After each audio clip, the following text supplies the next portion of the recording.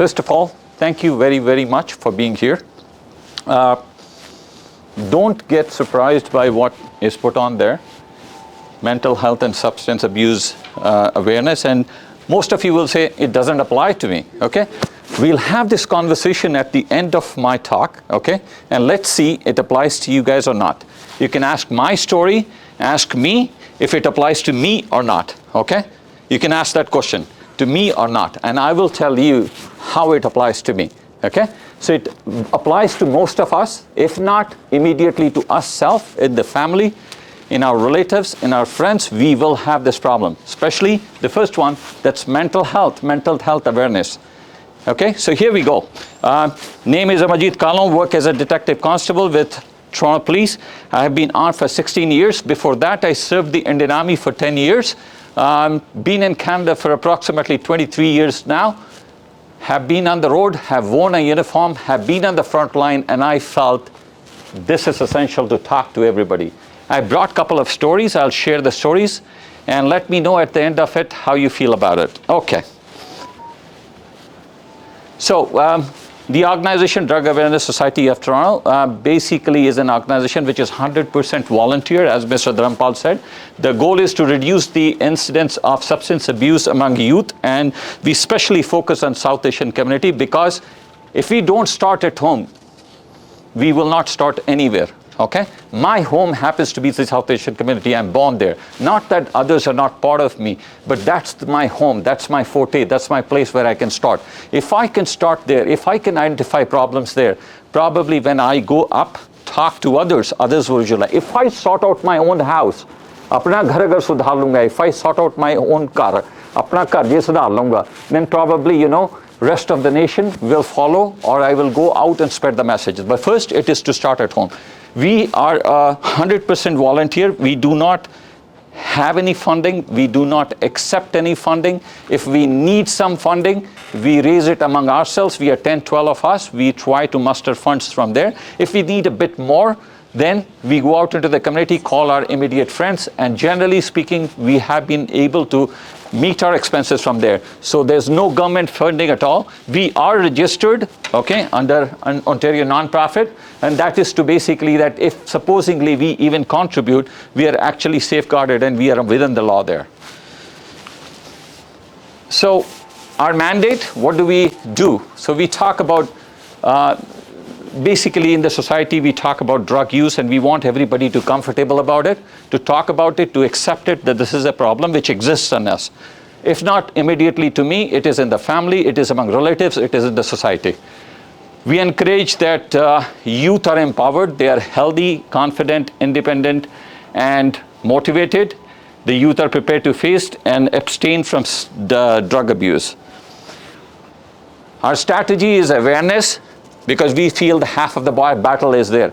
If you know, abhi hame pata hai, if we know, sanu pata हैगा कि इस problem हैगी है, and we try to understand it, we try to research it, we try to figure out what it is, half the battle is won there itself. So prevention, that is basically creating an environment to support healthy decisions making, empowerment to empower individuals. We think it's less likely to engage in drug abuse if you know about it, if you know how it is done, if you know how it is supplied, if you know about the demand side, and if you know the supply side. So what will we cover today?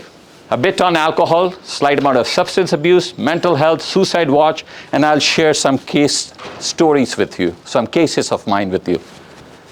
So why, as a police officer, I thought that it is important to come and talk to you guys. Why it is essential that I come and share the stories with you? Because approximately one in every 5 contacts that police officers make with people, with public, is related to either mental health or substance use or disorder. 5 calls that we go, 1 call is linked up to mental health and to substance abuse. So that is basically how many percent? You guys are good on numbers, 20%, am I right? 20% of our calls, and sometimes higher than that. We in Toronto get approximately 2 million calls which are related just to mental health. You must have seen in newspapers a lot of things where there was a case about a girl jumping off a balcony, am I right? You heard about one Mississauga case where officers shot Mr. Chaudhry, you remember? All those cases are mental health. So you keep on reading in newspapers, but you never hear stories from our side, right? The police side. What happened? So I'm here to answer your questions, discuss those mental health issues, because I feel it's very important. We as police officers are not successful if we don't convince you about what we do. Police is public, public is police. If we are not successful, able to make you understand why we did a certain thing, why we shot on that particular day, and we don't have your mandate, we can't be successful. We are part of you. So it is important for us, it is very, very important for us to get your buyout. That's why I am here. So case study. So let's start with the first case study. It was 3 o'clock in the morning. I was working in the detective office. Me and my detective got a call from Etobicoke General Hospital. And the call was from the emerge. The doctors had called, the nurses had called 911 and said, a car came in, they dropped a female here, the female is in trauma, we don't know what's going on, looks like she's overdosed. We go down there, we get into the trauma room, and what do we see? We see a girl who's probably 24, 25 years old, and there are a team of doctors and nurses who are trying to rip her open, try to do something to save her. Well, they tried for half an hour, she was gone. The next thing, the task on me and my detective Higgins was that now we have to find out her next of kin, parents, and we go and advise. So we found an address, we drove. When we reached that particular location, like, it was confusing. Why? Because the house had 4 garages. It was a huge, massive house, probably 5,000 square feet in Richmond Hill. And you're looking at it and you're saying, no, I'm at a wrong place, wrong address. So we called our office. There was another detective sitting there. We said, can you confirm the address? We are at the right address. He confirms you are at the right address. Well, did a door knock. The door gets opened by an older male. And we said, do you know this person by any chance? Still doubtful that we are at a wrong address. He says, yeah, she's my daughter. Come in. We go in, and we find an old lady walking down the stairs. Heart sinks. And he says, yeah, she's my daughter. What's up? The answer is, she's no more. She's gone. He sinks down in the sofa, wife collapses in the staircase itself. And the biggest heartbreak was when he said, she's got a daughter, 1.5-year-old daughter that is with us. My heart sank. Everything around it, the dad was successful in business, a millionaire, living in a big house. Everything was perfect, everything was fine. Picture perfect, what we call. The daughter was gone. He told me, he says, 8 o'clock in the evening, she had called me from Brampton, from a parking of a, what do you call it, a Walmart. And she said, Dad, I want $20. I have not eaten for 2 days. He said, I sent her that $20. And after that, you guys have stepped in. What had happened? We got 2 people who dropped her, who threw her in the emerge, on the side of the emerge, and left. We found those 2 guys. This is the story. Those $20 that the father sent, she straight away bought some drugs, and she injected it, sitting in the same van which carried her to Etobicoke General. She was passed out. They kept on trying. They were also drug addicts. They drove her to Etobicoke General.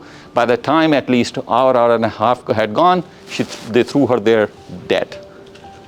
That was a story. The girl had absolutely nothing in life that she would be addicted to drugs.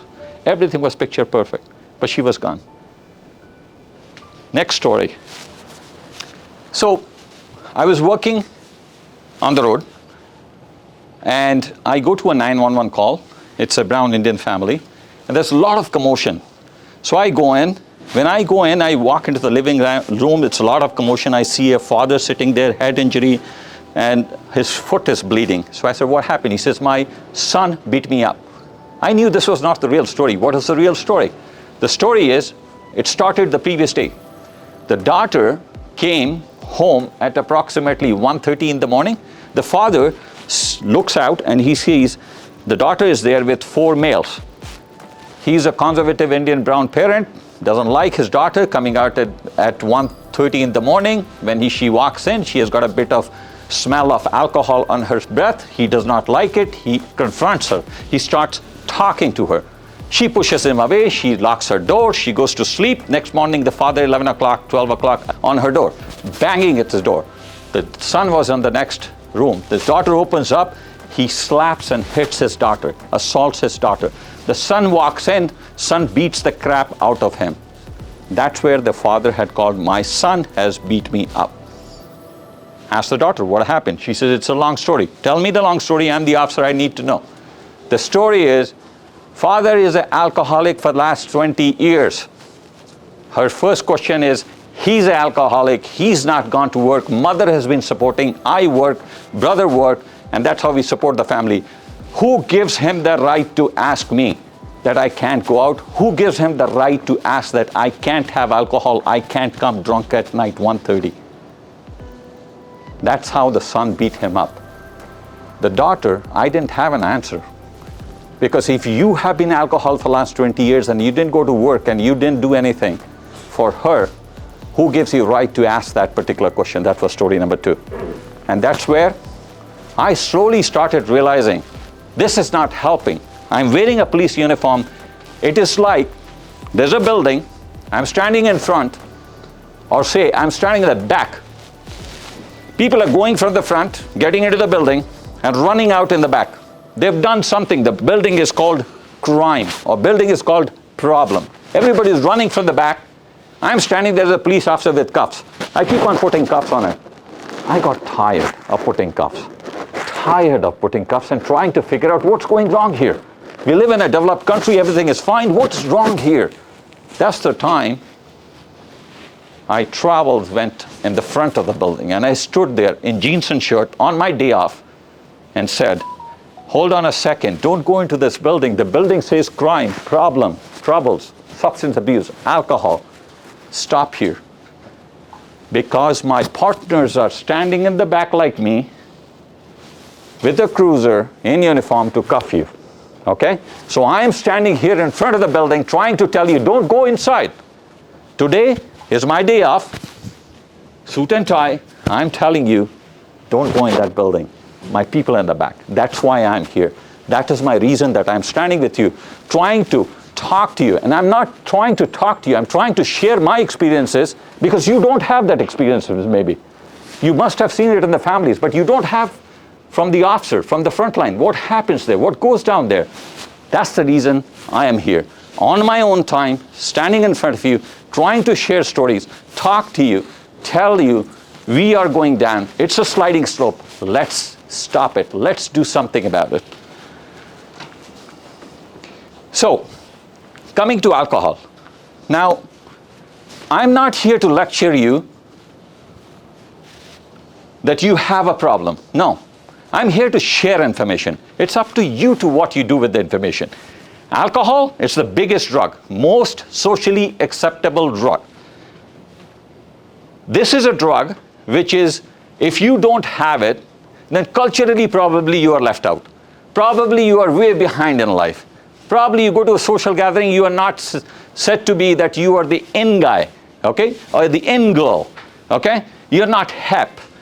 You can't even open up your tongue to talk a couple of words without a couple of drops of alcohol. The most acceptable, socially acceptable drug. The biggest amount of problems have been in and around alcohol. It all starts from alcohol. So that's the reason we talk about alcohol first. Now, the last study, which the Canadian Centre of Substance Use and Addiction, they did it, was in 2011. The numbers came out in 2011. After that, there has been a study which has been going on since 2018. And the best part was, January 2023, they came out with a report. And this report was astonishing. Tarampalji has been walking with this flag for the last 11 years. I joined him around 7 to 8 years when I felt that this need was there. So here is, I'm going to share a couple of things about this particular report. So, how many alcoholic drinks per day is considered okay? And when I say okay, very recent, we were hearing even from doctors. Very recent, we've heard from cardiologists, okay? You go to a doctor and says, I think these many drinks are okay. Have wine, red wine, am I right? So tell me, How many drinks per day is considered okay for health? Anybody? Anybody? Come on. I've heard 1 a night. Yes, sir. Zero? Nah. I don't agree. Sir. At the most, it can be 1 or 2 drinks per week. 1 or 2 per week? No, sir. No. No. Sir, my name has got a sing in between. Don't talk about, no. It can't be. No, somebody else. That's totally false. Somebody else. Yes, sir. 1 or 2 in a day. Glass of wine a day. Glass of wine a day? Okay, glass of wine a day. She's close to my sing name. 1 or 2 maybe. 1 or 2. Yeah. 1 or 2. Okay, so she said 1, I'll give 2. Anybody else? 2? So 2 More participating today. so 2 drinks a day. 2 glasses of Yeah, they're drinking, they don't we have to respect. so 2 glasses of wine, 2 glasses. Thing is, how big is our bag? We'll come to that. Sir, so my name is Singh. We start with Patiala, sir. That is unwritten rule. We don't even talk about it. It is unwritten rule. Okay. So we have come to a consensus. Some gentlemen said 2 drinks a week, you said? And he said 0 and 2 drinks, and then 1 and 2. Let's see what the research shows. So it says recommended consumption per week. It says no risk 0, low risk 1 to 2 per week. You were right, sir. So he was right. Yeah, he was right. Sink is always skinny, you know this. It is 1 to 2 drinks per week, and this is not me saying it. It's a research which came out after a lot of studies. 2018-17 they started. They came up in January. This was mind-blowing to what I had been talking for the last 8 years. I have been going around and saying, guys, come on. It cannot be 2 drinks a day. So there we go. Finally, I'll use a bit of Punjabi. Pardon me, the guys who don't understand Punjabi. ਅਸੀਂ 8 ਸਾਲ ਤੋਂ ਝੱਲੇ ਬਣ ਕੇ ਤੁਰੇ ਹੋ ਸੀਗੇ. And I used to always think myself, I used to always, tap on my head, what are you doing? Ultimately, my gods, whoever they are, they heard, and this came up, and it said exactly what I was trying to tell people. I said, no, it's not 2 drinks a day. No, it does not. So they came up with 2 drinks a week. It's shocking. I have very less time, so that's why I cannot show you the news clips. I can't show you the amount of the people talking, that people were shocked on the street in front of LCBO. What? How is it possible? 2 drinks a week? Not possible. But that's what it is. 2 drinks a week. So again, it comes to the same thing. It talks about, the health risks, and when you reach 7 or more drinks per week, it talks about the problems that you are going to get in. Okay? Problems are huge. We can talk about later. I've got a lot of stuff to cover up. Okay. Now, you were talking about what kind of drinks. Now, we keep on talking about drinks. What is a drink? What is 1 drink? What is 2 drinks? Let's define. So it talks about very clearly, it's about 340 milliliters. That's 1 beer, 5%. Wine, it talks about 140 ml, 12% alcohol. And it talks about 45 ml of liquor, which is 40% alcohol. So that is a standard 1 drink. It's not defined by me. It's by the same people. The substance abuse people who did this research, they have come up with. This is a standard drink. If you the girls or the boys who do courses on, serving alcohol at bars, that's what is the standard drink that they serve. That's what is the standard drink they call. Okay, let's go to the next one. So this one is, every April we come out, we start in March, we start talking to people, we say, hey, listen, come on, at least give up for 1 month. See how you feel. Try. The problem is that people get as excited as me talking, okay, very excited. People get excited and they say, hum to karenge, main to karunga. On day 3, day 4, the body and the mind says, buddy, what did you get into? This is tough. Mission impossible. This is tough. This is mission impossible. And do you know why it is mission impossible? Because you didn't realize you had slowly stepped into that zone of being an alcoholic. When in the evening, 8 o'clock, you land up at home and you start asking for that 1 drink, that one drink, you have a problem. When you start asking for that 2 drinks, you have a problem. Trust me. It's not me saying it. It's all that research saying it. Okay. So, I'll get to the next part of it. Alcohol is over, okay? So the guys who are drinking, come on, it's over for you. You can relax now. It's done, okay? We go to the next chapter, which is substance abuse.